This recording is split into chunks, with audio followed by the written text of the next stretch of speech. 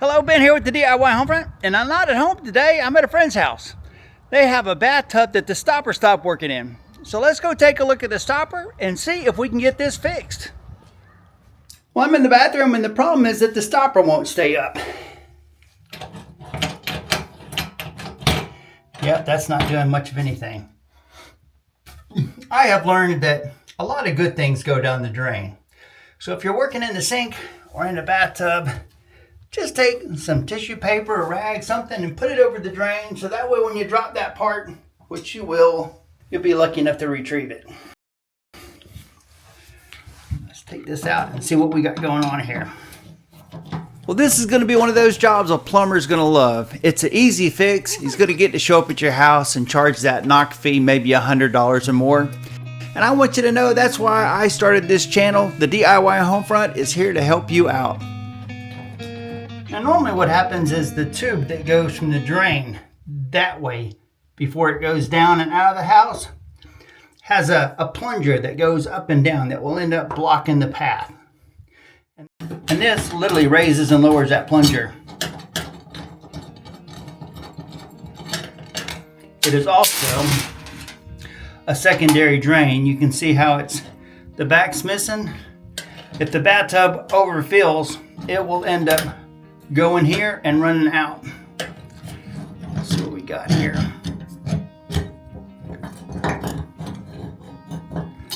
It's a little longer than I thought it was going to be.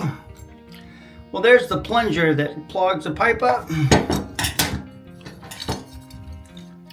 Well, it looks like there should be a spring here that keeps tension on this to keep it in the up or down position, but the spring is completely rusted through. Now, a smart person would take this whole thing to the hardware store and find a replacement. And they would take it with them because once you're on the aisle, everything starts looking the same. So let's go to the hardware store and see if we can't find a new one. Sometimes it can be a little daunting trying to find what you got.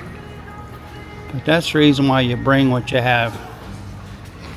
Because out of all of them, it looks like these are the two styles they have. And this seems to match. So we've got our part and we can move on. All right, well, here is a piece that we got to replace, and this literally just hooks onto this like that. And the new one has a spot to hook back on, and it literally just hooks onto it. The hardest part might be taking this thing and sort of fishing it into the hole.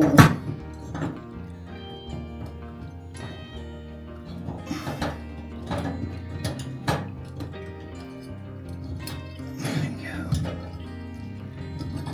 Once you get it like that, it's time to put some screws in it.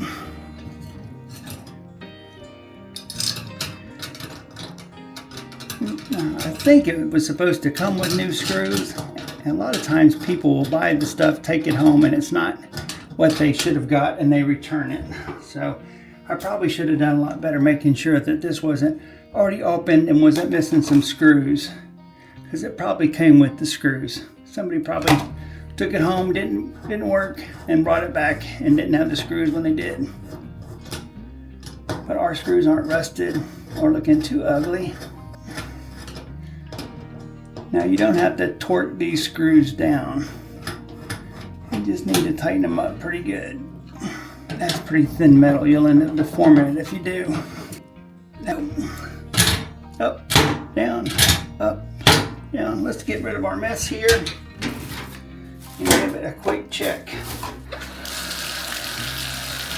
There you go. You can see the water's not draining and the water drains. Problem fixed. Well, there you go. I got to help out a friend. Now the bathtub will fill up and drain as bathtubs are supposed to do.